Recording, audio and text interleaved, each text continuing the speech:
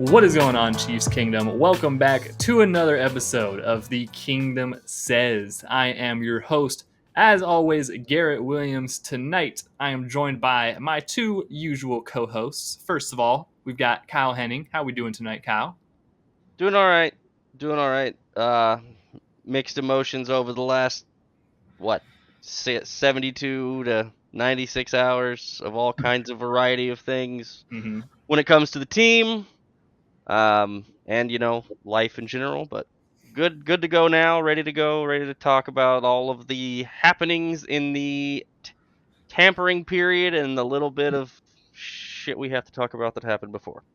Yep, exactly. We've got a lot to talk about tonight. Also joining us, Thomas Pike, Mr. Arrowhead. Tom, how are we doing tonight, Tom? Dude, I am in a glass case of emotion on a roller coaster headed straight towards the sea. It's been a weirdly busy couple days for a team that a lot of people were just like, yeah, nothing's gonna happen. It's gonna be quiet. It's been pretty active. Not all of it's been pretty or nice or good, but they've been active. There's been a lot of news. Yeah. We tried to tell people that this offseason was going to be very much more like the post-Bucks Super Bowl offseason than several of the other off seasons as far as interestingness and moves and decisions. Yeah. And so far, we've been right, and it's not over yet. Yeah, the craziness is just begun of the Chiefs offseason so far. Obviously, NFL free agency kicking off today as we're recording this, the start of the legal tampering period. Chiefs have made a multitude of moves even before the tampering period opened up. They were, like I said, they were very active. They made some big trades. They made some big signings, and we're going to be here to talk about all of it, everything that's gone on so far since the last time we talked, which has been a little bit. It's been over a week and a half or so since In the last offseason, time we got together. There's some gaps in what we have to talk about, so you got to kind of make it work as you can, and also life gets in the way sometimes, so you got to make it work when it works. That just happens. Yeah, it happens sometimes. It's the flurries, right? It's okay, nothing to talk about. Oh God, everything's on fire. Like that's all of a sudden we have many topics to talk about all at the same time. So let's get into it. Let's dive into the Chiefs offseason so far. Kicking off with the biggest news so far, one of the bigger trades in the Chiefs' recent memory. The Chiefs trading away Joe Thuney to the Chicago Bears in exchange for a 2026 fourth-round pick. So the Bears get a very big pickup. They've been very active in rebuilding their offensive line, and the Chiefs saved, I think I saw $19 million in cap space that the Chiefs saved, maybe $16 million, somewhere around there. Get back a future fourth-round pick for Joe Thuney, who, cannot say enough great things about Joe Thuney and what he's meant for this team the past 4 years. Probably maybe one of the greatest free agent signings in Kansas City Chiefs history, if you really look at it. The guy came in, absolutely stabilized the left guard position, helped us win 2 Super Bowls, been nothing but automatic. Yeah, like adapted last year, played left tackle for us, like just an absolute stud, So was maybe a little bit of a surprising move that, we kind of could see coming when the Chiefs franchise tagged Trey Smith. Can't really, they have a lot of investments on the offensive line with that, and Creed Humphrey they paid, and Jawan Taylor, it's a big contract still. And Joe Thuney's deal was always it was a 5-year deal he signed initially, but it was really always kind of a 4-year with a fifth, kind of funny deal. There was never really going to play on that 5th year. It would be an extension or he would be traded. So initial thoughts of trading away Joe Thuney, who, like I said, probably one of the greatest free agent signings in Chiefs history. Well, first of all, thank you to Joe, is the first thought I have. When I saw it, I was like, yeah, that's kind of what I expected, but also I hate it, but I get it. Thank you for, as Garrett mentioned, coming in and stabilizing a left side that has been anything but stable at a lot of points since Eric Fisher left. Playing out of position, being asked to do the impossible and doing it as best as you physically could, and Yeah, we all watched the Super Bowl. That's not on him, and I will never put that on him.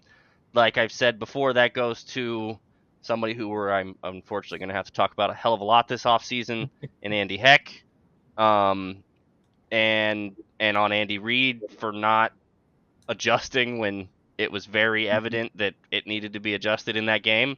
But he did everything and then some that you could have ever asked from him. And as Garrett mentioned, one of the best free agent signings that we've seen in franchise history, probably.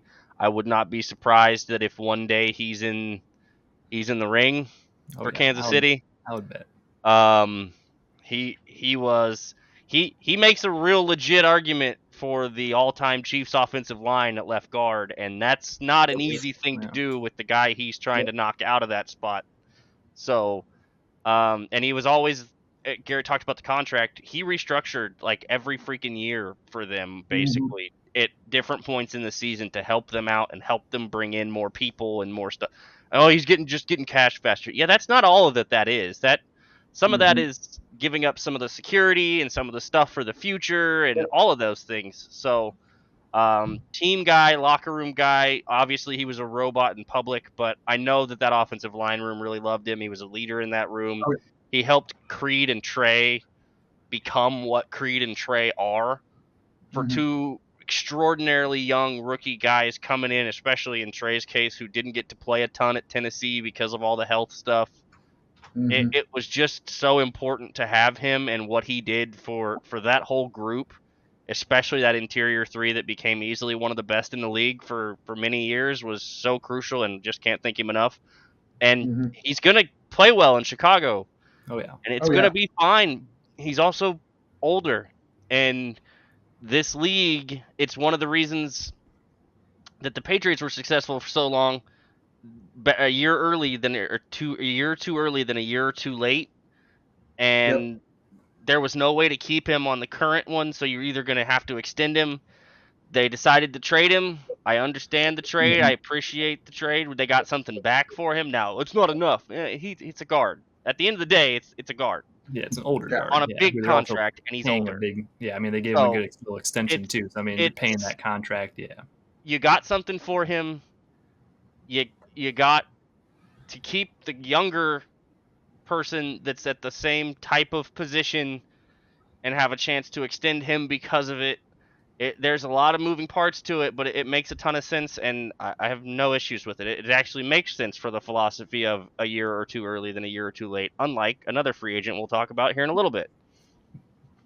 Yeah, I mean, Kyle hit it on the head. There's not a lot I want to add, other than, again, Joe deserves all the respect and praise that he gets, and then some. I hope that he feels appreciated by Chiefs Kingdom, and it's been, him coming in has been a huge part of the dynasty that they made. Right, coming off that loss to Tampa Bay, there were a lot of questions, and he was the first big move, and in a season that retooled. But similarly to how that offseason started. Kyle alluded to there being some parallels. I mean, that offseason saw the Chiefs move on from Eric Fisher and Mitch Schwartz. Neither one by choice necessarily, but yeah, well, they were both contract issues and injuries and contracts, right? Both of them had mostly injuries. Contracts were less, mostly injuries, and we saw Mitch hang it up. And Eric tried to play. I think he played another season or two, maybe with the Colts, or he played with the Colts. It didn't go. Yeah, and it just wasn't the same.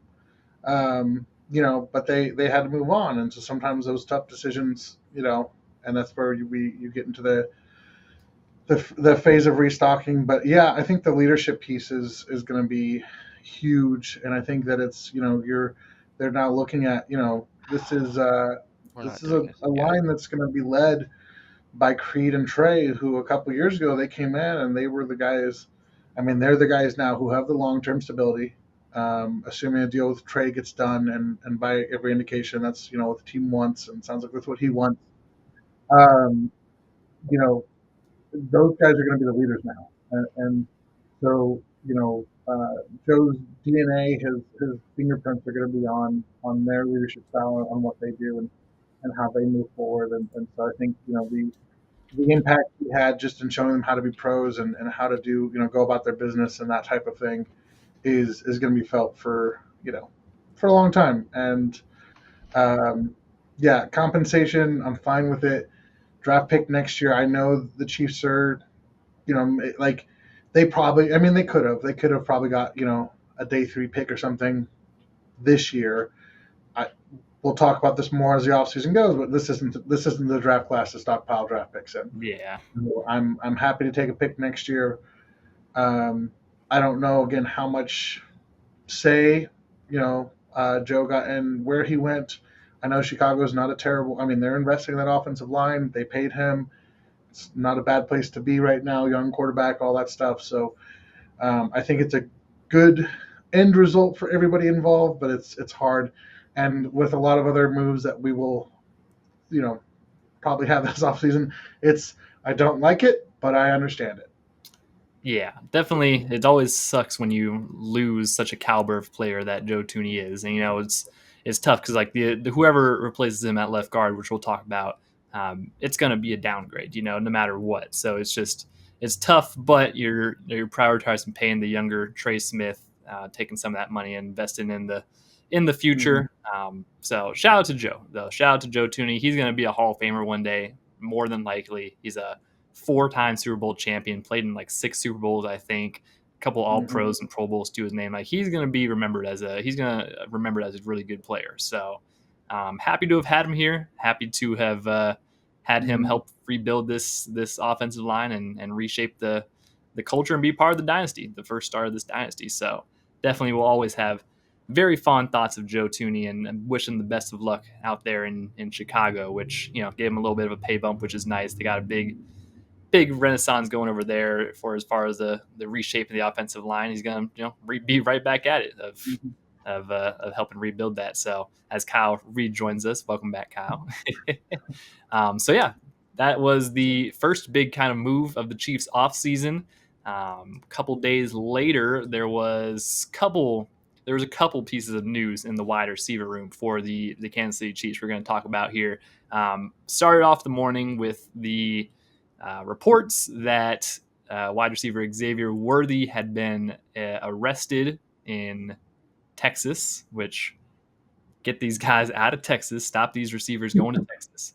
It's ridiculous. So yeah, there are reports Xavier Worthy got arrested in Texas. I forget the exact charge, something with to do with strangulation. The family member charge was assault against a family member or a person, a household individual. Yes. Yeah, by impeding breathing. Right. Yeah. Essentially, that later came out to be his, I would assume now fiance. Mm-hmm. And then of course Garrett can follow through. So essentially the charge was, for lack of a better term, domestic violence, which is not something to take lightly ever. And we've had a lot of experiences that both here in the kingdom and obviously around the NFL. Luckily, pretty quickly, his attorneys came out with some statements and with some claims of having a lot of evidence that this was, in fact, kind of the opposite.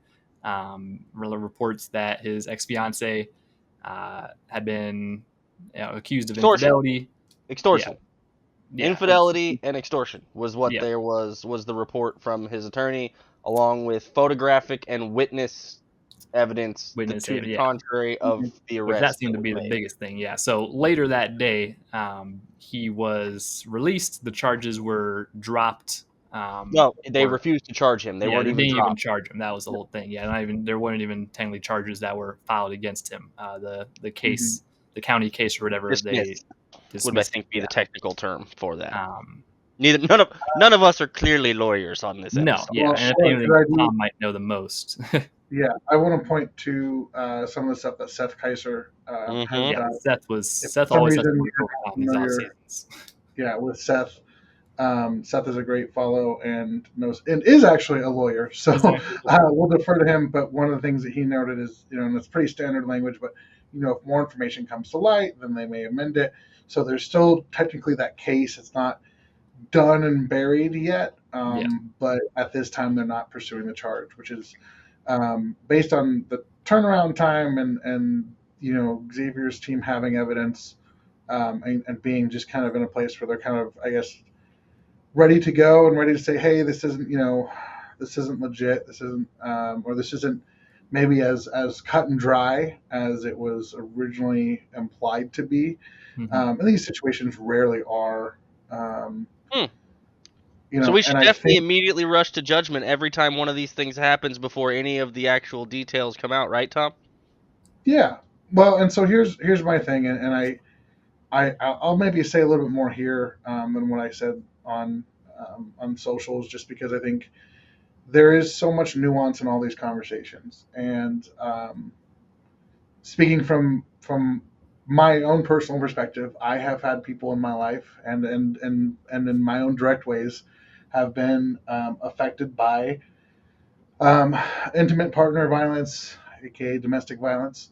I have also, in the same exact way, been affected by and have had people close to me affected by false accusations and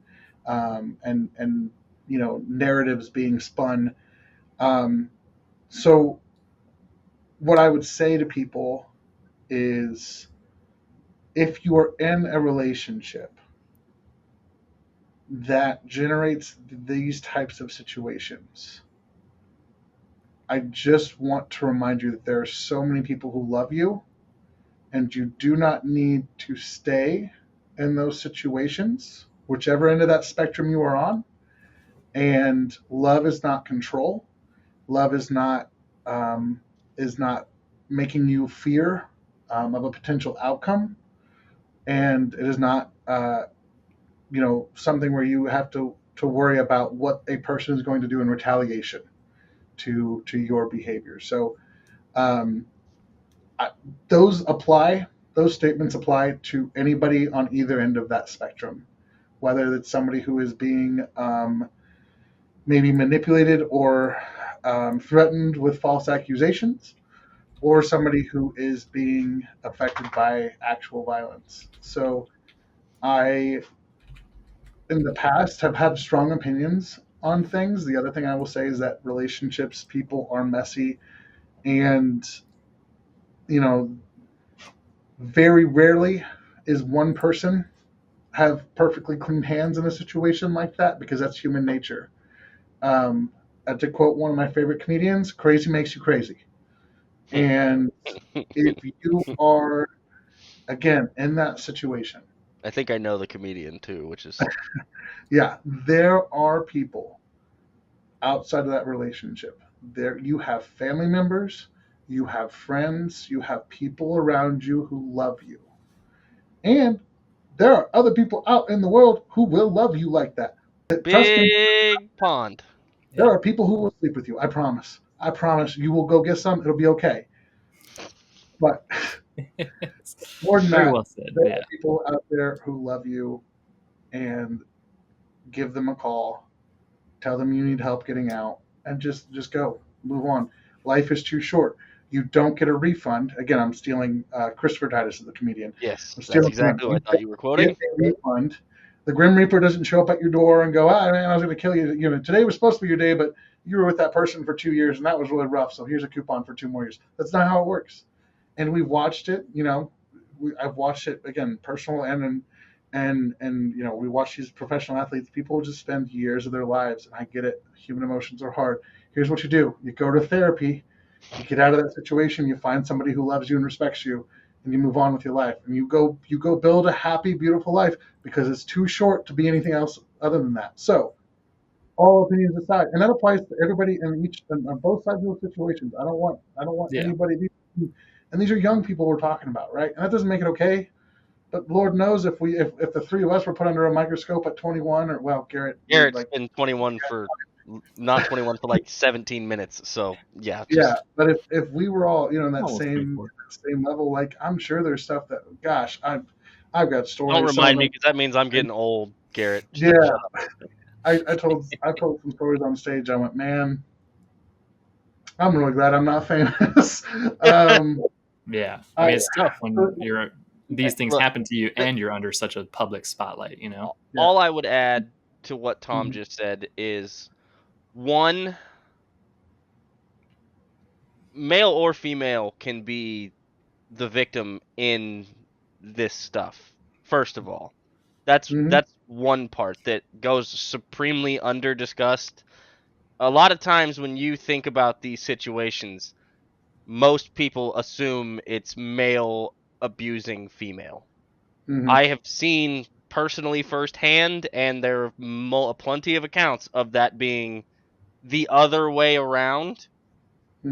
Even if, and because of that, because the assumption is almost always it's male versus female, people are not as likely to believe the male in those situations, which makes that hard.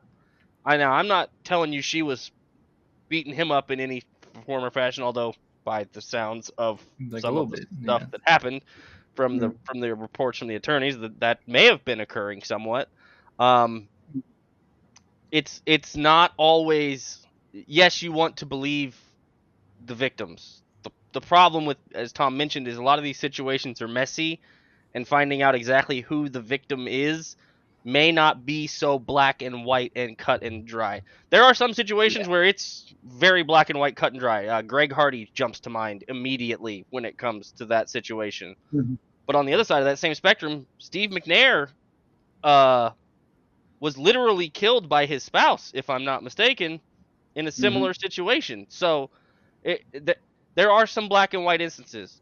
Most of the time, it's a whole lot of gray. And in an era where everybody wants to rush to have their opinion to be first on the internet, sometimes the court of public opinion rules too quickly and too swiftly.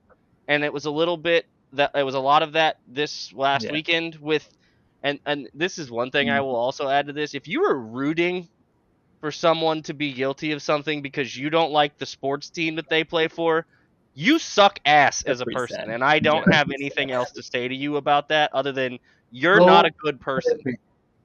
Go to therapy. Go to therapy. That's what I have to add. Go outside. Touch grass. Go to therapy. Stop being a bad human. Victory lapping very early over stuff like that is kind of sick. Yeah, definitely got to wait till the facts. But also, in situations like these, you got to kind of remember a lot of these situations, it's like it's a he said, she said type thing.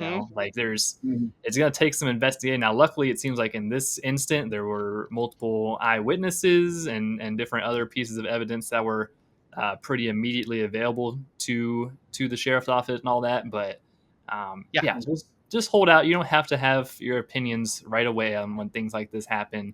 I know optically it looks bad initially, and I know Chiefs fans specifically are very tired of our players getting arrested in the offseason for X, Y, and Z reasons. But no situation is ever the same. And this goes right back to 19?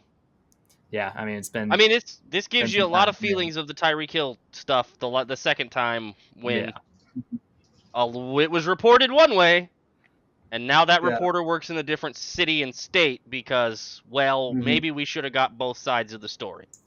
Yeah. So that is. Yeah. Go ahead, Tom. And just my final thought, just is as simple as this. I have the same idea of touching grass. Let's pull this back for a minute. Before you send that tweet or share whatever, I'm just going to remind you that you've got friends, you've got families, you've got possibly your own partners. You've got people in your life who have been affected by these issues. Yep. And I've learned this firsthand. Like I said, I have friends and families who have been victims in those situations. I have friends who have been victims of false accusations and like all that stuff. And this is a lesson I've had to learn. I'm hoping you will learn it, like just randomly listener. I hope you'll learn it here. Your opinion, whatever it is, can cause a lot of damage for the people who are in your life, whose stories you may not know or may not even be considering in that moment. So sometimes the best thing you can do is just pause, wait, and let the chips fall. And at the end of the day, your opinion doesn't affect what happened. It doesn't affect the outcomes of those things, right? Legally, sports-wise, all that stuff, and all that's very secondary to the actual humans involved. But even just bringing that closer to home, the people in your life, like, think about them. Think about the people that these issues have affected, and just shut your mouth for a minute. Just shut your mouth for a minute. That's Yeah. all. Not everything needs to take. Not everything needs to be a meme. Not everything needs to be a joke. Yeah. Hermet Not said it everything needs best. to be a chance. Sometimes you just need to don't press send. Yeah. Not everything needs to be a chance to dunk on a team that you don't like. I mean, how often are we over here, talking about that other team from Ohio and their problematic wide receiver they drafted in the third round last year? Not that often. So, Yeah.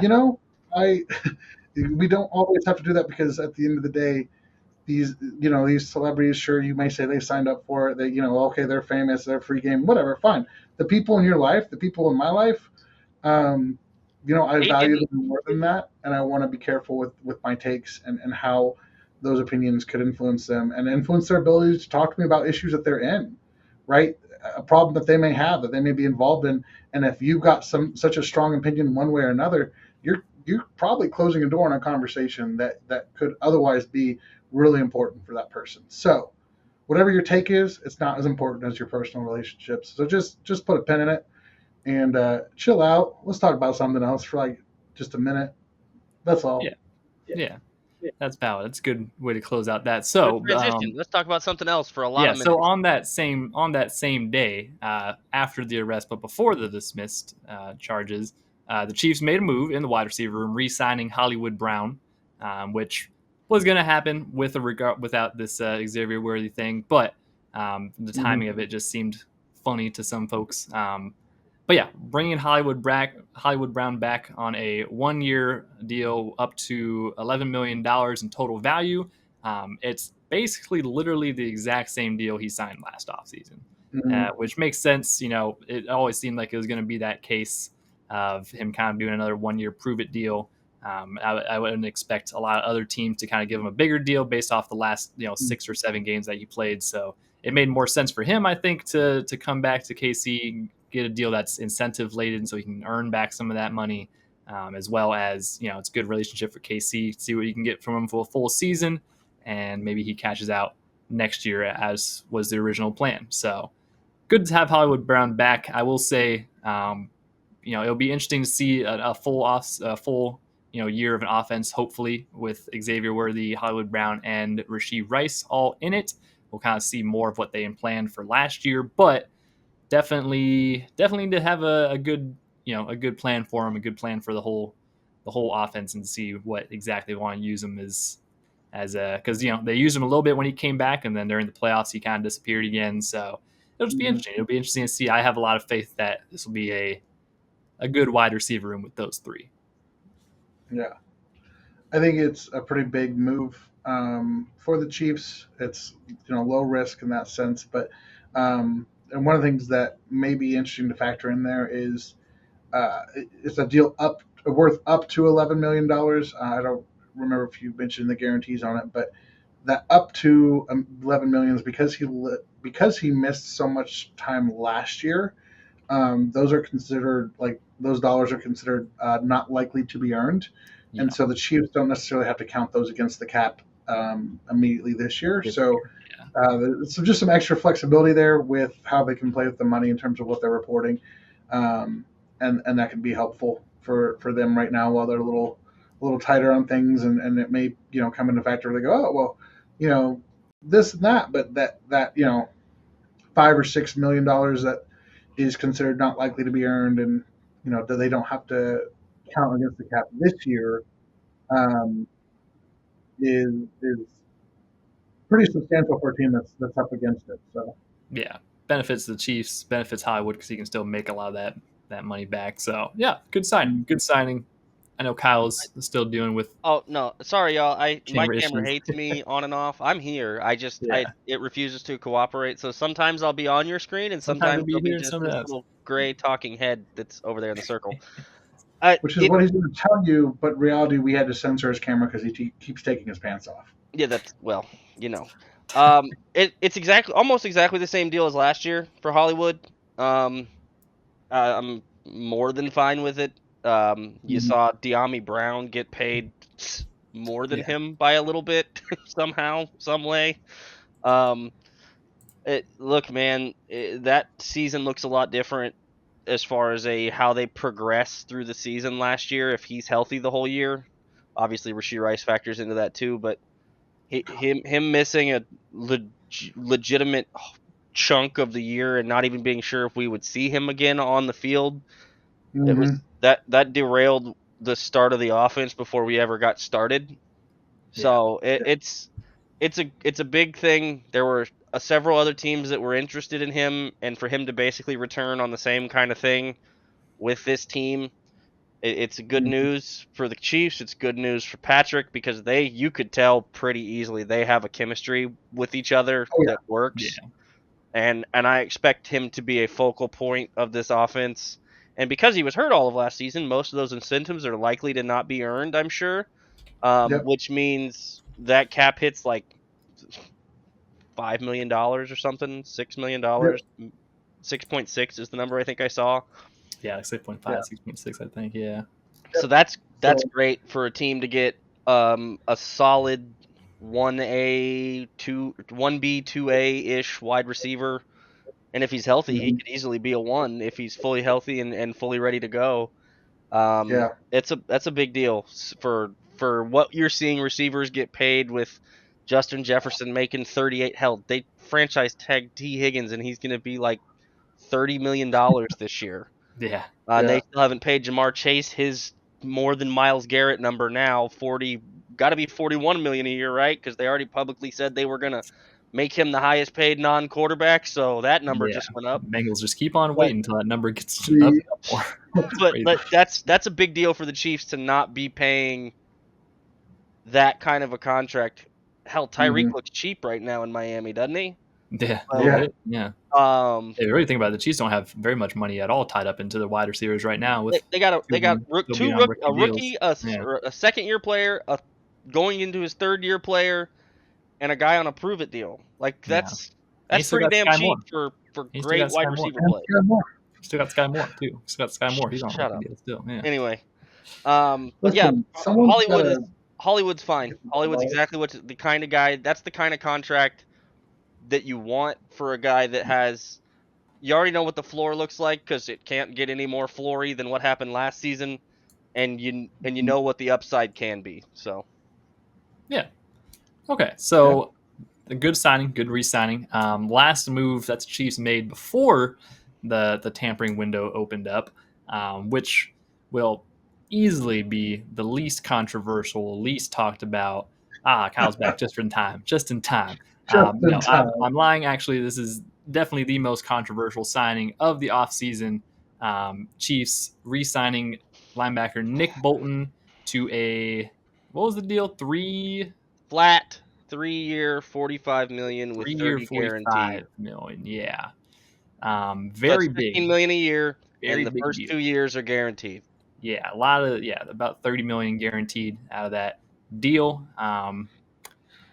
So let's just lay out some of the thing. Nick Bolton, former second round pick for the Chiefs, has been the line or the quarterback essentially of the Chiefs defense the past 4 years. Steve Spagnuolo loves him. He's a very good locker room guy. He's obviously really loved by his teammates. Coaches cannot speak enough about his high football IQ, which is the only reason that he's even in contention for this type of contract. It's an interesting move. Let's not get dismissed. It's a lot of money to play to a player that is very limited in a lot of capacities. It's a lot of money. That is a lot of money. I'll tell you that much right now. It's a lot more than I think we here at the Kingdom Says we're very comfortable paying him. I think it's a lot more than I had even projected, honestly. I mean, I thought at the top he was getting like 12 to 14 million, and he even exceeded that. So that's crazy. Yeah. I'll throw it over to you, Kyle. I'll throw it over to you. You want me to lead this one? You sure? Tom? I'm legitimately muting my mic while you two are talking so that stuff doesn't fly out of my mouth. Tom, maybe Tom, get a couple quips in real quick.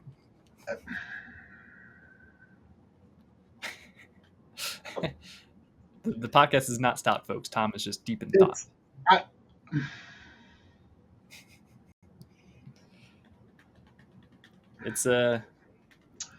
I'm trying to remember the expression. it's what is the saying? It's kind of like kissing your cousin. Uh, no matter how you cut it, it just kind of feels wrong. Yeah. Doesn't matter which Or way you something slice like it. that. Something like that. It's an Arkansas saying, but yeah, that sounds right. Yeah, yeah. There's a whole other No expression. offense to our I'm Arkansas Chiefs fans. slaughtering But it. yeah. I I don't like it. Kind of knew it was coming. Yeah. I want to say I understand it. Unfortunately. I want to say it makes sense. No, this is. I'm torn because there have been times where Nick Bolton has provided above average linebacker play.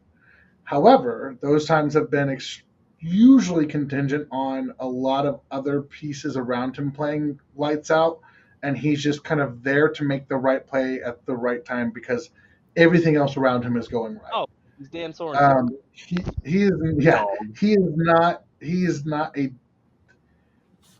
is a good player. He is not a difference maker, and he's getting paid difference maker money.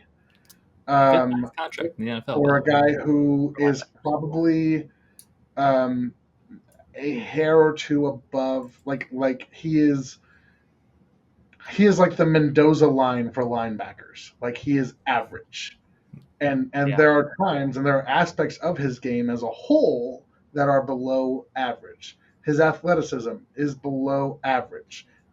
I say that knowing that he is infinitely more athletic than I will ever be, but compared to the freaks of nature around him, he is lacking. His ability to cover in zone, lacking. He is a plus run defender. He has high football IQ, and those balance out to an average at best. When he's been hindered, when he's had injury issues, especially since his injury, I believe it was last year, or not this last season, the season before, he has not looked the same. And this is a kid that when he got drafted, I wasn't a big fan of. He won me over because his rookie year and his sophomore year, he was doing things like taking down prime Derrick Henry one-on-one in the backfield. He has had some good moments. Kyle mentioned, again, you don't want to be too late.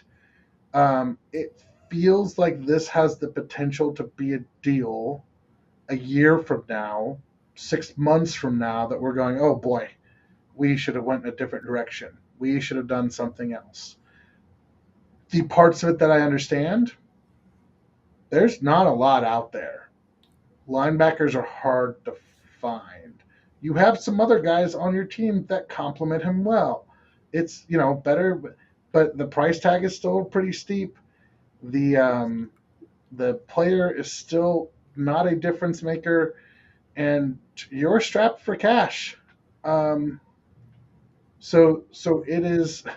I will say, much like Nick Bolton himself, the move is average at best, if not below average. Kyle, I yield my remaining time to you. Kyle, take the floor. By the way, folks, if you're a big Nick Bolton fan, if you're like a Mizzou Tiger, now's the time to maybe turn it down, take a break, go for a walk, because that was the optimistic outlook. Kyle is going to he's about to raw dog this one. And if you're sitting here listening to the podcast in your number 32 Nick Bolton jersey, you are going to want to probably just give us, I don't know, 10 minutes, give or take. 8 minutes. Come back in 8 minutes. Come back in 8 minutes. I'm going to try my best here to not. Let me do it like this. If you had to just roll through the top 15 linebackers in the league, is he in that group? Are you talking pure off-ball? Off-ball is a loose term here, Tom, if we're being honest. Yeah, no. The reason I bring that up is Matt Miller, noted Chiefs fan, big-time ESPN draft guy, pretty versed on player eval. about 4 months ago, 3 months ago, maybe even less.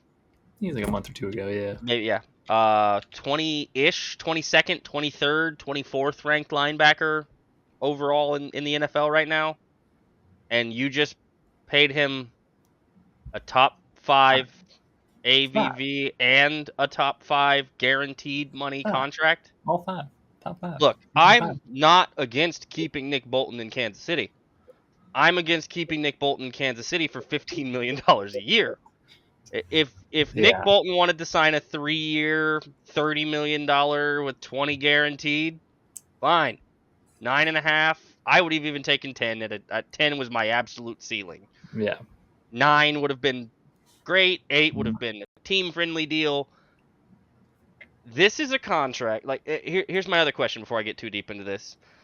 Tom, you mentioned his athletic profile. His athletic profile coming out of college was average-ish, probably below average. No, very well below average. He was like there was some serious RAS red on that Math Bomb RAS card, correct? I'd say probably the lowest RAS the Chiefs have drafted in the past decade. In a long time, because I remember we talked about it when they drafted him. 4.62. Yeah, that's not great, Teddy. Worse than I remember. Now, notoriously, as guys get older and get more injured, they get more athletic and more productive from their athleticism, correct? Oh, no? No? Incorrect, I'm going to say. Okay. I'm going to say incorrect. So now you've got a guy who has never been able to cover worth a damn. And I'm being nice with worth a damn because there's a lot of other ways to describe that. Yeah. Who is a bad athlete, and bad might be nice, judging by... And not bad athlete versus Joe the cab driver. Bad athlete versus NFL athletes, guys. Always remember when we're talking about this stuff, it's in relation to Relative terms, the league he plays in. Especially with linebackers nowadays, the mold that they are. He is... Maybe like 15, 20 years ago, he'd be a good athlete at linebacker. And he's been bad in coverage. He's a bad athlete, and he cannot shed blocks. He can't. If you can keep him clean, he's a good run defender. If he has to fight through a block, he's screwed, right? Yeah, and that was coming out of Missouri. That was the notes on him. Mm-hmm. Now he's getting older, and yes, I know he's 25. I get that. I understand. He was young when he came out. NFL snaps on a human body make you old quick, especially a middle linebacker. And especially a middle linebacker who was already a bad athlete, who has now had a shoulder injury, a leg injury, and a wrist injury. He had a back thing, too, for our last season, And the back injury helped cause the hamstring or whatever it was, the other leg issue he had. Yeah. So he's had a bad wrist, a bad shoulder, a bad back, and it caused a leg issue because of the bad back. That's not a recipe for getting quicker. That's not a recipe for being better at shedding 300-pound men from trying to destroy you. None of that is a sign towards he's going to be trending upward in the next 2 years of this contract. And now you've paid him to be a top 5 linebacker, and he's not top 20 right now, and you expect him to be the next 2 seasons? It's the absolute opposite of being a year or 2 early than a year or 2 late, which is the philosophy you just used on a robot who's been, at worst, staying stagnant with being one of the best guards in the league. And I know the number's bigger, but the philosophy is where you lose me. So a lot of the time when we talk on this show, I don't have to like it. I just have to understand it. There is no explanation for this other than Steve wanted him. Okay. I love you, Spags. I do. Yeah. I also don't think you need a neurosurgeon to run that defense. Especially when you have a guy in Drew Tranquil who has shown the ability to call this defense because he's had to do it while Nick Bolton wasn't on the field from being hurt.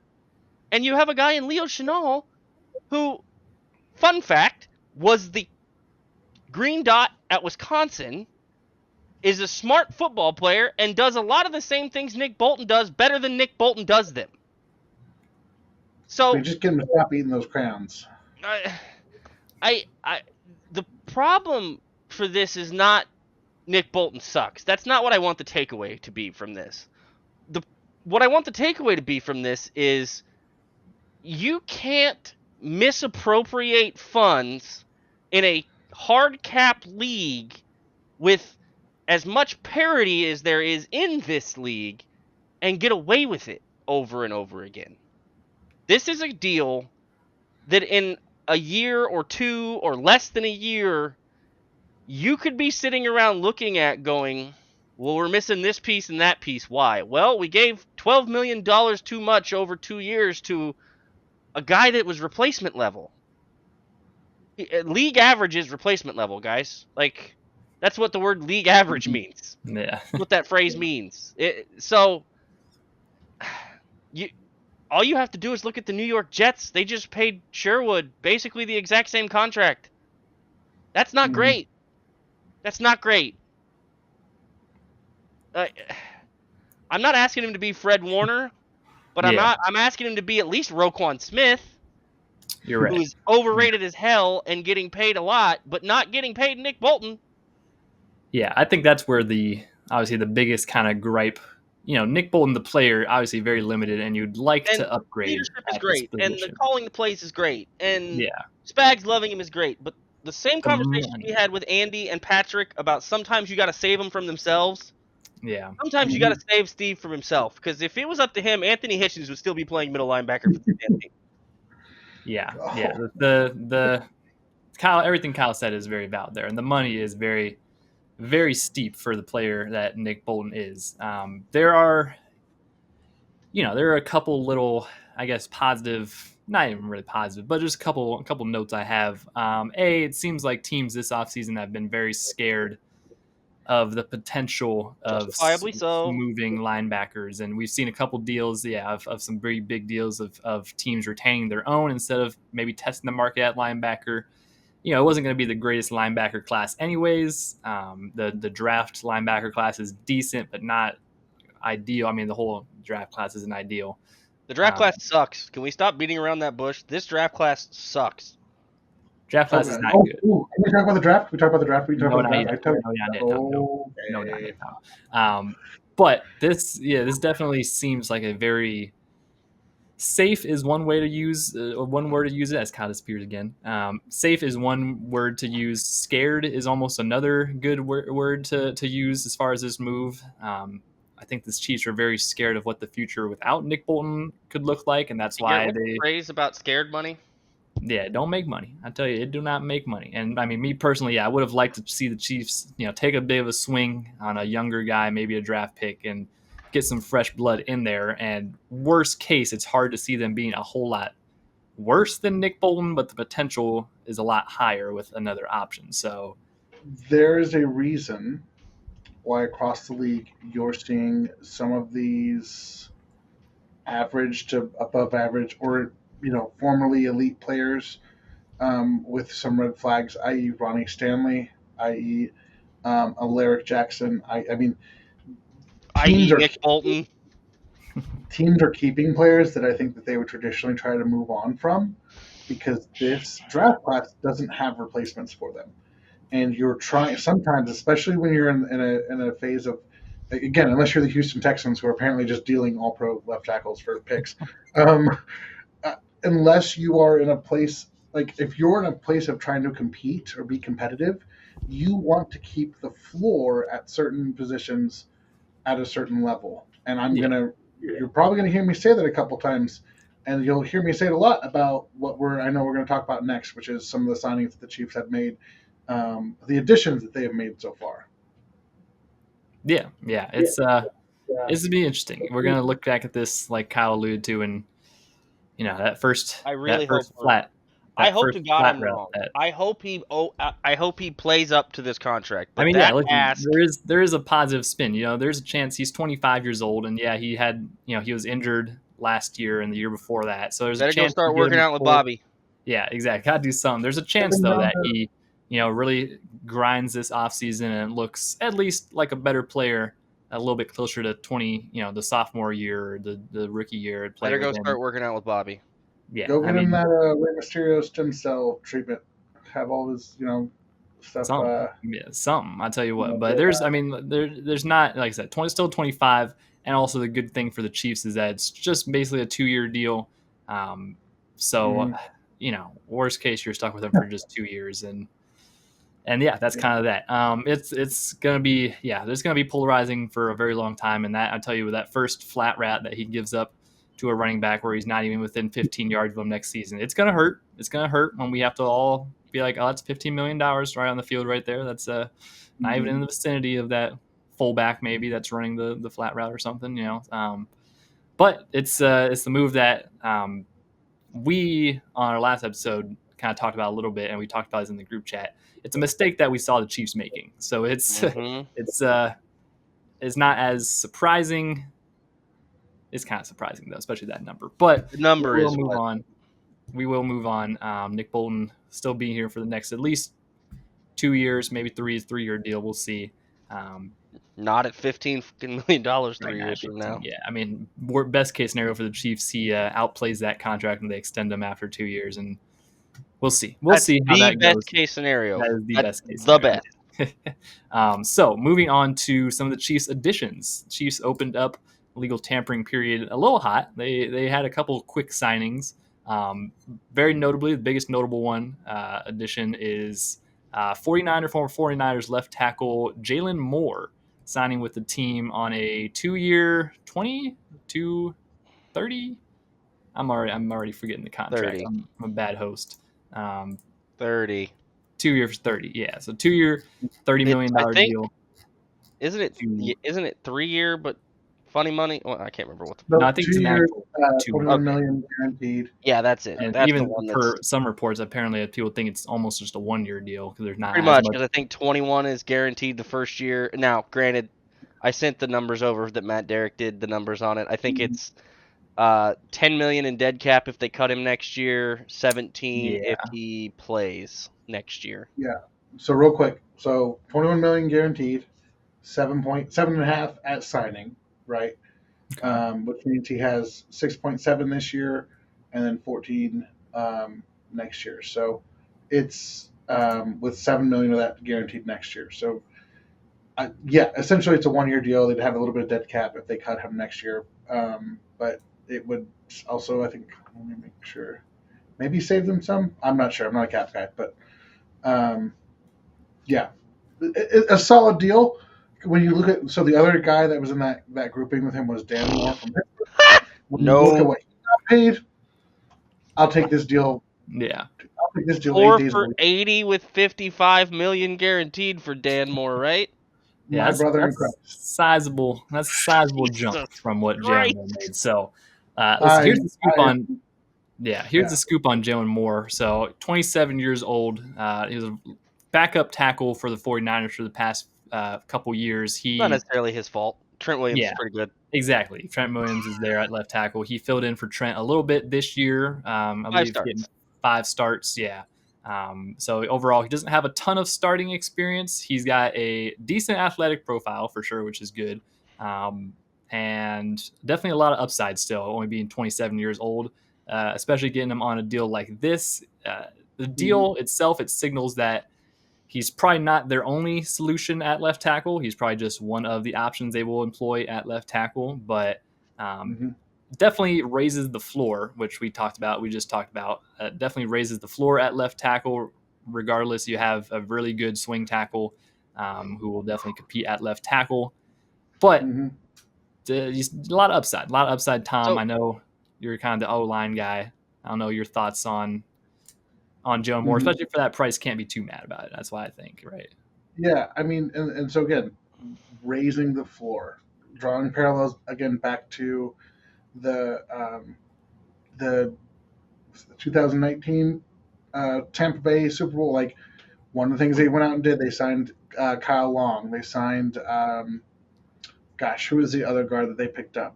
Another veteran that Osmele. Kelechi. Kelechi. Yeah, similarly. Assembly. That's legend. what his name is. Yeah. So, and Kyle Long never even ended up like I feel bad injured. for Fletchy still. That dude Yeah. blew both his Fletchy knees only at made the like same 5 games time. too. Yeah, and then that Pop, paved the way. pop both of them knees at the exact same time. That's yeah. So again, you raised the floor, you had your bets. Now, if we get to week 1, and this is what our offensive line room looks like, and your offensive tackles options are Jaylon Moore and Wanya Morris, we need to have some conversation. Not great still. Yeah. Now, again, the chances I think are pretty slim. I think you are going to look pretty steadily for a option in the draft, and again, you're kind of setting yourself up where you don't get pigeonholed into having to take a tackle just to take a tackle because you need a tackle. If you get to the first round pick, if you get to 31 and there's a tackle, like there's not good value at tackle, you can pivot to somewhere else knowing that you have at least a serviceable option for a year and look for something else in round 2 or day 2. I think overall there's still some questions about how this position like long term has been handled and the vision for it and how it's been planned for. Sorry, I had to sneeze for a second. Some of the players have been developed, but I don't want to trigger Kyle again, so we're going to stay away from that. But I think again, now what I've heard, and I've not gone and watched or too closely, but what I've heard, and I think it was Nate Tice on the Athletic Football Show, which is, Jaylon Moore is a league average, like replacement level player who probably would have been getting some starting snaps if he wasn't behind, a Frankenstein monsters of a left tackle. Yeah, future Hall of Famer. And when he's had to play in San Francisco, has looked good. I have not gone back and looked at the tape. I've looked at his measurables. He did play at Western Michigan with Sky Moore and Mike Caliendo, so let's not hold that against him. Yeah. But, he's got 33 and 5/8 inch arms, light on his feet. We talked a lot about dying a slow death. He's got that down. He's probably not going to be dominant in the run game or even dominant in the pass game, but he's going to hold up and he's going to get you time. If you get into the season and you get to training camp and you're, letting DJ Humphries and Jaylon Moore kind of fight it out for that spot, and you've got, like that to me is a lot more digestible than whatever we did last year with walking in with a guy who they apparently believed was a guard. I'm not harp on it because it's ticking me off a little bit because it's like, okay, I was the biggest Kingsley fan out there, and you're telling me you thought like you drafted him and you thought, oh, he's probably going to be better at a guard, which was not the messaging we had early last year. But then your plan was to go in with him and Wanya at left tackle to start your season last year? Question mark, question mark, question mark. Andy, what are we doing, y'all? Okay, blood pressure. Let's bring it back down. Anyways, you have to have a better plan than you had last year, period. Or stick to the freaking plan that you had.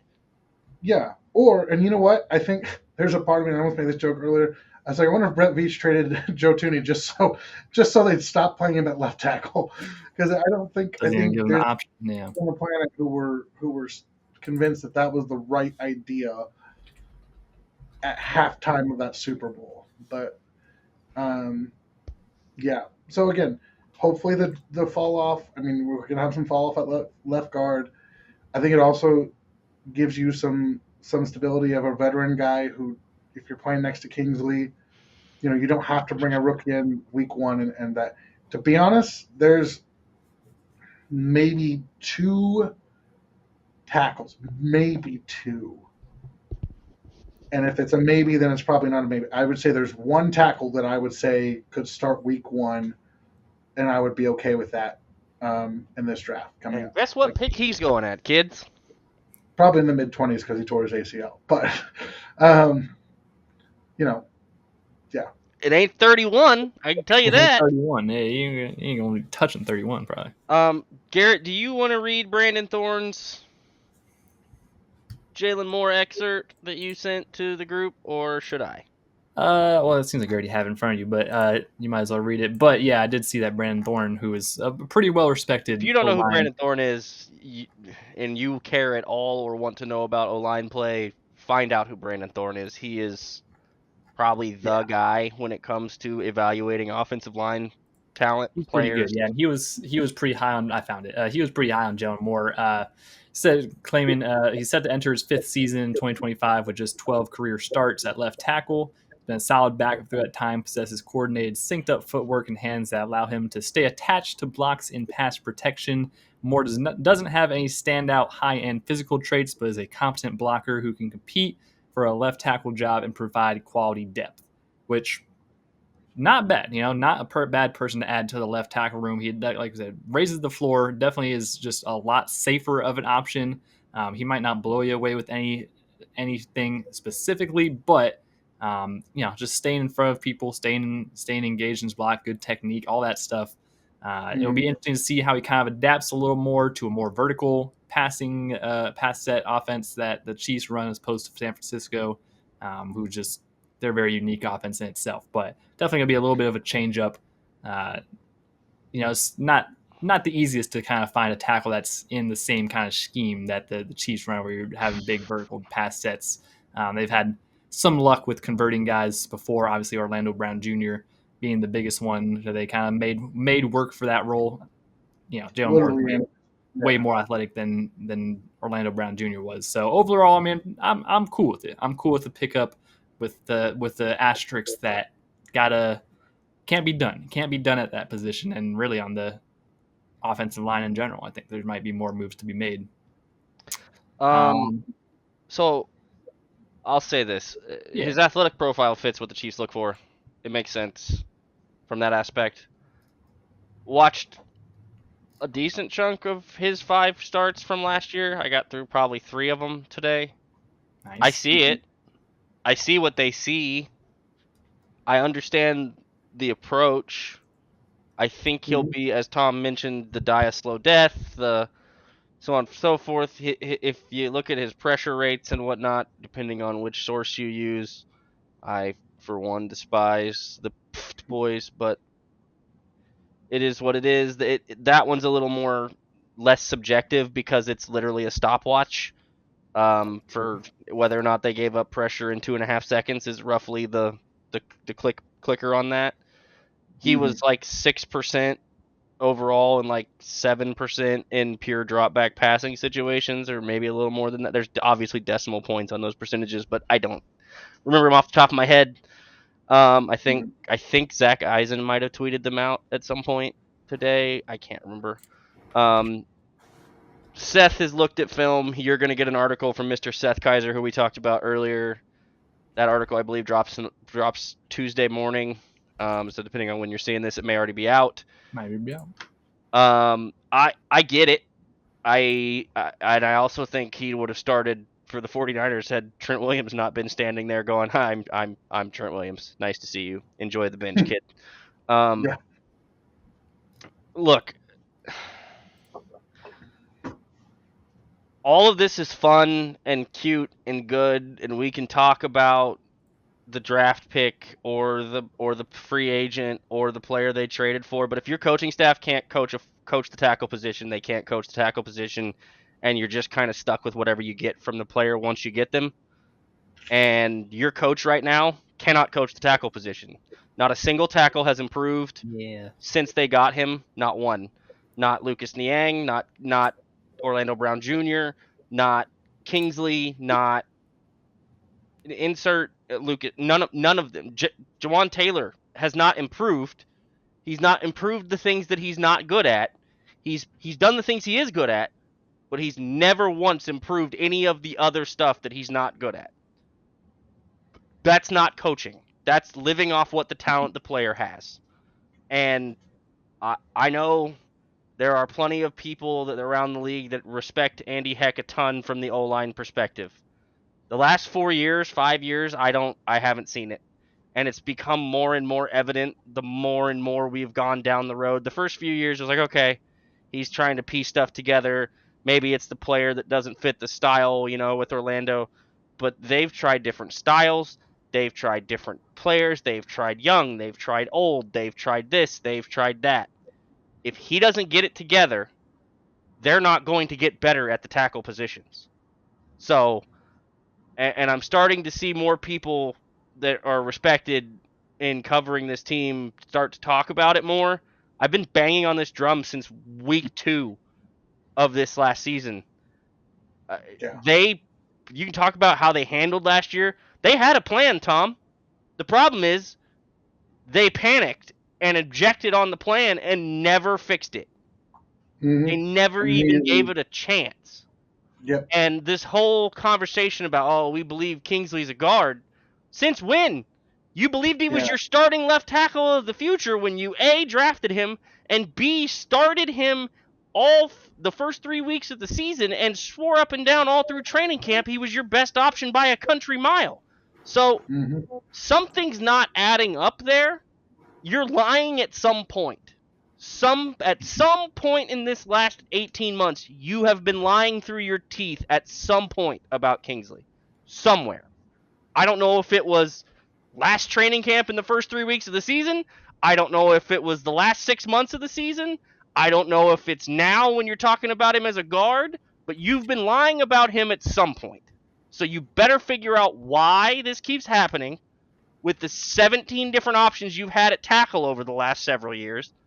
Because Wanya ain't get no better either. He actually regressed last year. He was better 2 years ago than he was last year. Yep. So something's got to give. And it may not be popular. It may, you're just... No. This is a problem that has to be addressed. You cannot do the same things over and over and over and expect a different result. And when your GM has given you 17 different attempts at a variety of guys that you all asked for, and I guarantee you Andy Heck and Andy Reid had input on what they wanted at that position. Guaranteed. If you get given what you ask for and it doesn't work, at that point it's not on the player and it's not on the GM, it's on the coaches. Yeah. So that's the Chiefs' current left tackle situation. We'll see how that progresses throughout the rest of the offseason. That's definitely the most notable signing so far for the Chiefs. There have been a couple others we're going to touch on right here. Elijah Mitchell, another former 49er, running back coming on a 1 year. Is he going to wear number 1? Does that look like Jerick McKinnon to you? Kind of Jerick McKinnon music almost. Yeah, it's another very similar situation coming over. He's still a younger running back, had a couple injury issues in San Francisco the past few years. You're getting him on a very cheap, just a 1 year deal up to $3.5 million. There's their down back. Yeah, that's more than likely least, at minimum. Yeah, I'm not super familiar with Elijah Mitchell. He's a pass catcher. He can run the ball. Catcher, he was actually pretty good at it when he got the opportunity to run the ball because San Francisco goes through running backs like they change underwear out there because all of them get hurt. It's the injury. Yeah, I would say the injuries piece. He had 1,000 yards his rookie season. He was good. Because I believe that was the year he was running for when they lost everybody. Well, yeah, they lost McKinnon and Mostert, didn't they, that year before McKinnon ended up in Kansas City? And 2021. Hey, it's the same thing. Good pickup, like the move. Can't be done at that position. Need more. No, they need more because whether it's Kareem again, whether it's a draft pick at some point in this draft, whether it's another free agent, Pacheco's got some issues that he's got to figure out from a vision standpoint, and I don't know if you can teach vision. He got hurt last year in a pretty nasty injury to an ankle, and we've seen that derail running backs. Clyde, look, much like the Tom mentioned with the floor, raising the floor, and making sure that you don't have a hole that you have to draft a certain player at a certain spot. That's what you want when you go into the draft, and Elijah Mitchell gives you another running back to where you're not pigeonholed into a second-round pick or a first-round pick or whatever on a running back. Now, if Ashton Genty's there at 31, by all freaking means, take it. You still might have to draft a running But- back first 3 But picks. you know, again, but you don't have to. If all the running backs are gone by 66, you don't have to burn that pick. You got 2 in the third. You Got can more wait options. and see what happens. It is a good running back class. I wouldn't be mad with Omari and Hampton. There's like 12 running backs in this class. Hampton's really That good. are all pretty close. Very good running back class. And they're all pretty close, other than Ashton Genty, who's just a freaking freak. But you can he destroyed BCS top 10 teams while on Boise State. That wasn't a he's not good. That was a Hampton is also very good. Hampton's fine. I'm still taking Genty over him if I have the choice between the two.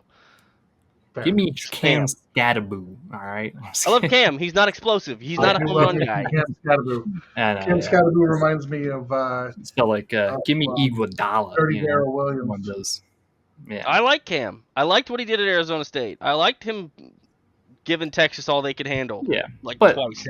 Cam is so much fun. Doesn't necessarily elevate the running back room a whole ton. Listen, Elijah Mitchell is a good signing. Yeah. Good signing. He'll be it's a raise the floor, not leave a hole that we absolutely have to fill with the draft pick.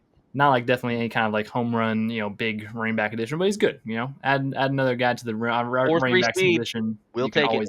You can always use more running backs. So and 4-3 guys. 4-3 guys are nice. That's good. Hopefully he still has that speed after all the injuries. Other notable signings, Chiefs re-signed Cole Christensen, linebacker, special teamer, to a 1-year very minimum deal. Or core team guy. Matters. Yeah, cool. Cole Christensen's cool. He's a Army guy, if I'm not mistaken. Yep. So that's West cool. Point grad. Yeah. So that's cool. Also, James Winchester re-signing on a 1-year. That you buried the lead, Garrett. That's probably one of the more important free agent 1-year, signings $1.65 million deal. Great to have James Winchester back. He's been nothing but awesome and the model of consistency for a long snapper since he's been here. This will be year 11 for James going into KC, the longest tenured Chiefs player by a good amount now at this point. I hope that dude snaps for another 12 years like Kendall Gammon did for. Or is Travis? I think Travis is still older. Yeah, because I was just thinking, Travis is going to year 13. So two very long tenured Chiefs. People don't realize how important that position is. All of the things that happened from Harrison Butker and from Matt Araiza or Tommy Townsend or Dustin Colquitt, that ball has to leave that guy's hand first. Yep. And I know people are like, oh, he's just snapping the ball. That to me tells me you've never tried to snap a ball 20 yards behind you. First of all, just on the field goal stuff alone, if that snap is not rotated in a certain way at a certain point to where the laces are at a certain spot when the holder catches it, it screws up everything, guys. There's a reason there's a science to long snapping of football, especially at the pro level. So he's an extremely important piece. I know Randy said this. I wish they'd just give him a long-term deal. I get it. You don't want long-term money tied up in a long snapper in case the worst case scenario happens and he gets hurt and you can't and whatever. You got to be able to replace that spot. Yeah. Hopefully that dude is signing a 1-year deal every offseason from now until 2038 for my book. Yeah, 35 years old, so who knows? He might be close to hanging him up. Probably not, though. I mean, he can. Dude, he's a long snapper. I hope God he snaps for. Kendall Gammon snapped for what, Tom? 23 years? Like 42 or 43 when he finally retired. Yeah. It was something pretty egregious. But he keeps snapping. Keep it rolling, dog. That bag. I mean, he's got a pretty good gig with just being the long snapper, having a lot of. Yeah, that's a good gig to have. That's a lot less wear and tear on the body, especially now with the new rules where they can't completely try to kill them. Yeah. And James, I mean, hey, he's a really good long snapper, also a really good tackler though. He ain't afraid to run down the field on a punt. And I'm also glad though that they did change the rules to where you can't just try to decapitate him once he snaps the ball now, like they used to do with long snappers. Definitely prolongs that career a little longer, which is nice. So yeah, that's the last and pretty much all the notable Chiefs signings that we've had so far as of Monday night. Now Chiefs typically seem to be they'll make a couple splashes and then they'll kind of wait for that next wave. That's kind of been their theme the past few years. We'll see if anything else happens in the immediate future, but that is all the additions and reacquisitions and all that stuff. Now we have to talk about the sad parts. Yeah, so there's a couple guys that, as Happy, it always but goes, a sad. couple departures that the Chiefs have already lost free agents. I will remember you. Exactly. Tom nailed that rendition. I like that. Most notably, the biggest loss and the biggest contract signed somewhere else. Tershawn Wharton, defensive tackle, signs a 3-year, $54 million deal with the Carolina Panthers. Boy, oh boy, that is a massive payday for Turk, which is super awesome to see. We are very big fans of Turk over here at the Kingdom Says. We've been huge fans of his ever since he came out as a undrafted free agent out of Missouri S&T. Name another Missouri S&T alum. You probably can't. Shout out Turk for overcoming a D2 school, getting to the NFL. I can't. None of them play in the NFL. I can name several of them, but I can't. And that's yeah. I mean, that's really. Go look at NASA. You'll find a couple, but don't look in the NFL for them because there's not. NFL, you might not find a couple. So, Turk has been nothing but awesome since he's been in Kansas City. Has progressively gotten better and better every year. It seems like had a big torn ACL injury at the end of 2023. The Chiefs re-signed him for a 1-year deal this past year, and he made the most of it. Let's say he came back in full form, led the team with 8.5 total sacks throughout the regular season and postseason. He cashed in, and as a person, as a player, he's awesome, and it's really cool to see him get this kind of money. 3 years, $54 million that's generational stuff. That's some really good life-changing money. So shout out to Turk. This one breaks the heart a little. Yeah, definitely very bittersweet because not only the player is really awesome, but the person. If you need evidence of that, go look at his teammates' reactions to it. Yeah. Chris Jones, Malik Herring, Mike Dana, all the guys in that room when they saw the deal, all their responses to it on the social media platforms. This one hurts a little bit. This feels a lot like Colin. I was a little heartbroken when Colin went to New Orleans. I'm in a similar boat with this one. I've been majorly on the Turk Wharton fan bandwagon since the day he got here. UDFA guy, earned every second and every dollar he's gotten to this point. As Garrett mentioned, the ACL that he battled back through and completely fixed it. He also, if I'm not mistaken, didn't he have that nasty arm injury his rookie, like earlier in his rookie year? He was one of the redshirt IR guys that the Chiefs always like to do, I believe. Yeah, I believe he was a redshirt IR guy. So I've been a huge fan of the kid since he got here. He's an A+ person, as Garrett mentioned. He's a locker room guy, energy. Chris Jones, I believe, called him slime, which is a good thing for those that are uninitiated to that lingo. That's a good thing, not a bad thing. Kyle saying he called him slime.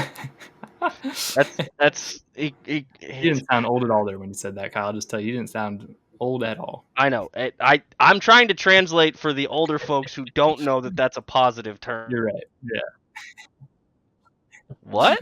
He said he's a good thing. It's a good thing. But no, man. I'm not surprised. I knew he was getting a bag. The way he played this year. He knew it. Every single sack celebration, he was doing the money. You know? And as he should be. I'm also not surprised by the team. Carolina. Brant Tillis was like, "Yep, let me grab that real quick." Yeah, I don't take you. Yeah. And he's a big portion of that front office there in Carolina now. You've seen the Chiefs guys. Joe Thuney is a Chicago Bear. Ryan Poles. Tershawn Wharton is a Carolina Panther. Brant Tillis. Charvarius Ward, former Chief and Niner, is now an Indianapolis Colt with Chris Ballard, who used to deal with the Chiefs and be around the Chiefs. There's a lot of... The poaching is finally starting to happen in some instances. Not as much with the coaching staffs necessarily, more so with the players and the Super Bowl experience. Also, that factors into him getting that bag. That kid's played 3 Super Bowls. He's been a part of 3 Super Bowl teams, whether they won or appeared. He's been a part of all of those. That's important for a franchise that, frankly, doesn't have squat as far as a winning culture is concerned and hasn't been good in a long time. You need guys like that, and for him to get 18 million per, I didn't even see the guarantees. It's got to be like 38 or 40, right? It's got to be close to that. Yeah, it was pretty. Let me look it up real quick. It was good. It was a good number guaranteed for sure. He's earned every second 30 of mil, it. 30 mil guaranteed. 30 guaranteed, so Pretty it's good. a 2-year deal. We'll see where it goes, but I expect him to play out that contract and probably get an extension or get more money in restructures or whatnot as he continues to perform. It's a generational, life-changing, family-changing thing for a guy that has earned it, and I'm happy for him, and I hate it for us because we're going to miss him, but I could not be happier for the player and the person. Yeah, I agree. Tom, any other thoughts on Turk? Charlie Copley, NFL tackle, circa 1914. Bill Preston, other Missouri 1915 NFL tackle. Did you say 1914 and 1915? Is that what I heard? You did say those. No, I think 1914 and 1915.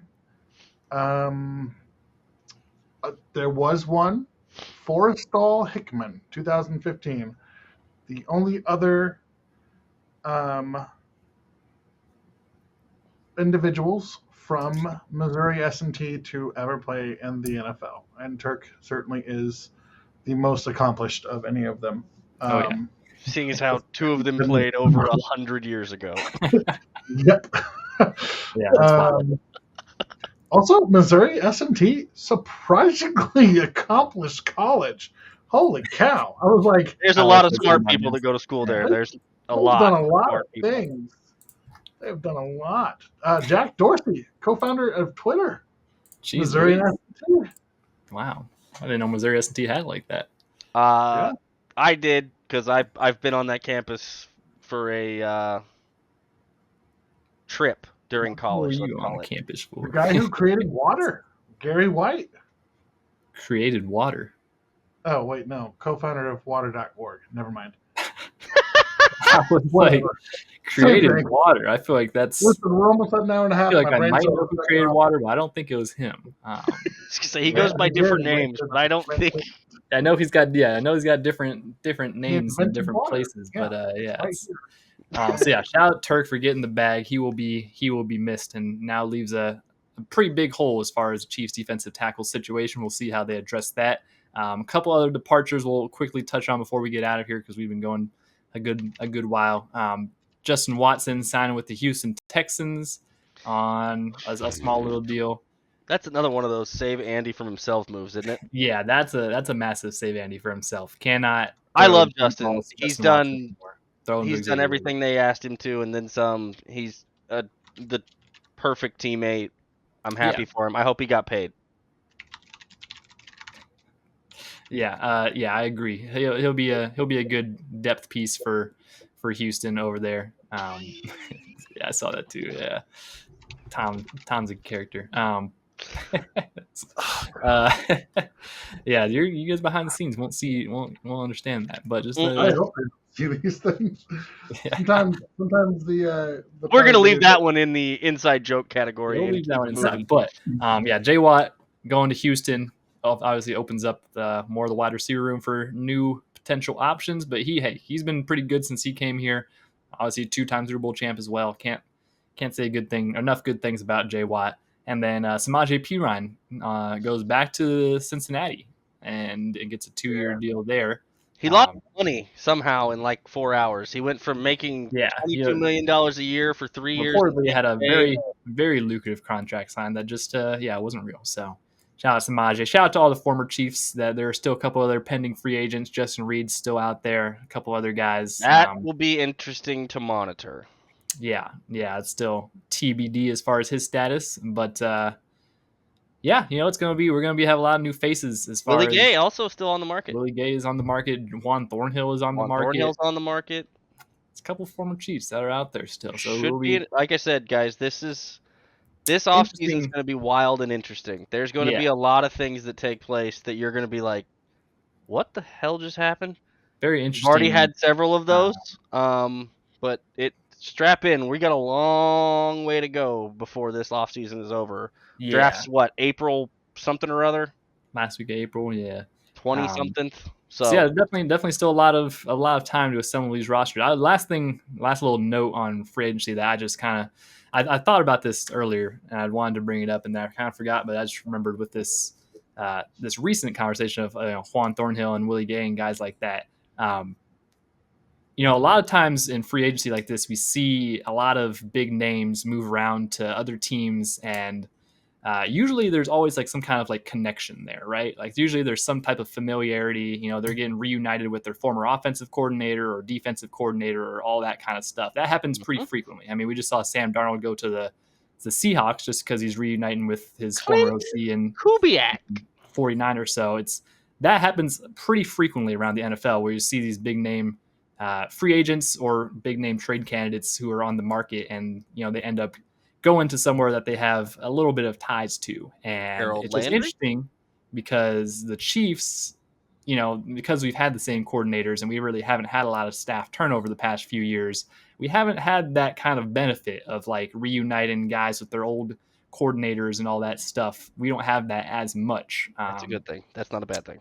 Exactly. Not a bad thing. And it's just it's different. The Chiefs have obviously been really good at just developing and drafting guys and making things work like that. But with that conversation of a couple of the former Chiefs being back on the market, it is interesting to think of reunions and stuff like that. It was one of the only times that the Chiefs kind of have a leg up in that department. So just a little note I thought I'd want to add to free agency and how kind of moves get made. A lot of times teams will more likely go for a guy that they have a little more knowledge of, inside knowledge of. And on that same boat for the player, sometimes you leave a team and you go somewhere else in free agency, and then all of a sudden that grass ain't quite greener on the other side of that fence, no matter how many dollars hit that bank account. Yeah, that too. And now it's like, well, how much do I prioritize? I got paid. I already got paid.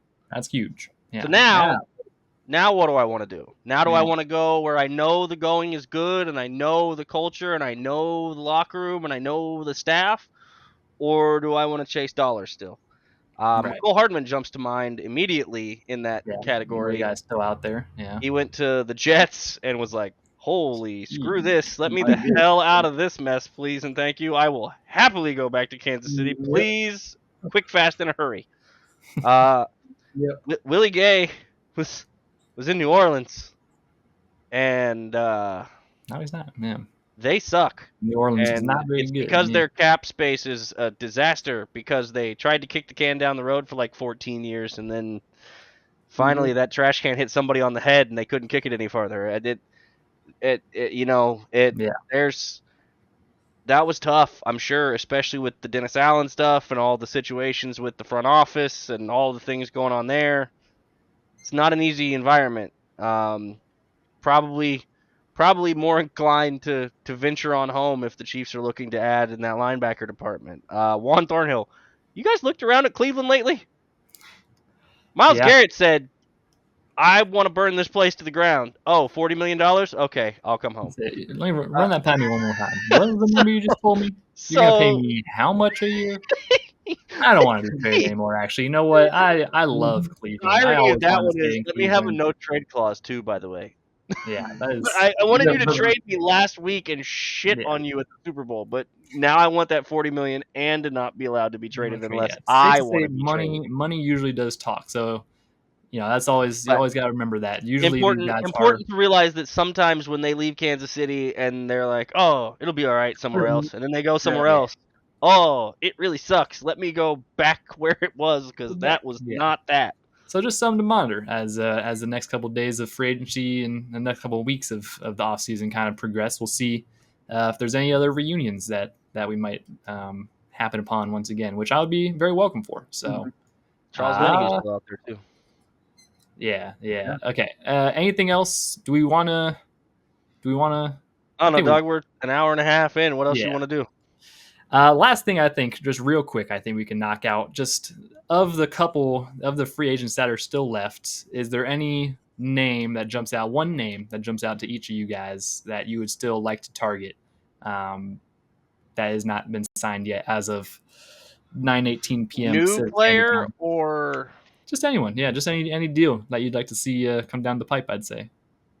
well, the Panthers ruined my day with that one when they signed Well, Turk. yeah, as I'm saying. Yeah. Tom, you got one? I'm looking right now. Okay. Well, I'll go then. I'll go then. Can it be somebody who we know is likely to become a free agent? I mean, sure, we can caveat that. Yeah. I mean, I think Cooper Kupp is the only one who might move the needle for me if he hits the market. I would like to see Charles Omenihu back in a Chiefs uniform. Yeah. I want a whole year. I want a whole year where he doesn't have injury or off field or any of that shit going on. Sorry if you have children listening. I apologize. That's like the second or third time that I've slipped you did one. in the first 2 minutes of the podcast. So I think it's sorry. It's been a night. I told you guys when we started this. It's been a long 96 hours, ups and downs. I'm glad we didn't do a podcast with the breaking news on Saturday and Sunday. Put it that way. Yeah, that podcast would have been labeled with the explicit tag for certain. Charles Omenihu is a guy who I still think has plenty in the tank. Yeah. And has plenty left to prove. I know he's not happy with what happened on Super Bowl Sunday. He's another one of those guys where it's like, I won a ring and I was this close and that team and we should have got it done and we went out and crapped our pants and I want to wash that taste out of my mouth. That's the kind of guys you need for this team right now from a motivational perspective, from a leadership perspective. Good Travis, Patrick, Chris, Charles, Nick Bolton, I guess, being nice at this point. The most dejected Nick Bolton, I guess. Again, man, $9 million, not 15, and that's I'm singing a totally different tune. Yeah. But Charles Omenihu, and I don't think it's gonna take. If it was gonna be a big money deal, I think you'd have already seen it done because this is kind of how the free agency cycle works. You get that first wave where it's big dollars and big this and big that, and then you get that second and third wave. And there's a lot of D linemen that Jonathan Stewart from Washington. Is it Stewart? Jonathan Allen. Jonathan Stewart was a running back from the Carolina Panthers from 20 years ago. Yeah. Jonathan Allen, Joey Bosa, Sweat still hasn't gotten a deal, I don't think. Omenihu's out there. Did Josh Sweat get paid? Yeah, he's signed with Arizona. I don't know, surprisingly cheap deal. Interesting. I didn't expect him to sign anyway. Milton Williams got 4 years, $76 million. That's not that cheap. For what he could have got. True. 41 guaranteed. That's a pretty decent deal. Yeah. Not bad. Milton Williams, 8 the bank account. They backed the Brinks truck up to his house. But there's a lot of D linemen out and about, and older veteran D linemen. So that's not exactly a small market right now. I don't know that you'd have to spend a ton. You already know he knows the system. You already know what he's capable of next to Chris Jones. And you need D linemen right now. If you look in that Chiefs D line room, that depth chart is need at least empty. Add one or two. Add one or two. I don't think you can go into a draft and need 4 defensive linemen. So probably not good. Yeah. I would like to see Charles back in a Chiefs uniform. I agree with that. A couple other names I'll throw in there real quick. Obviously, Justin Reed. I would like to see Justin Reed back as a re-signing. It seems like that might not happen with Nick Bolton. I would too at the right dollar, but I don't know if that's an option.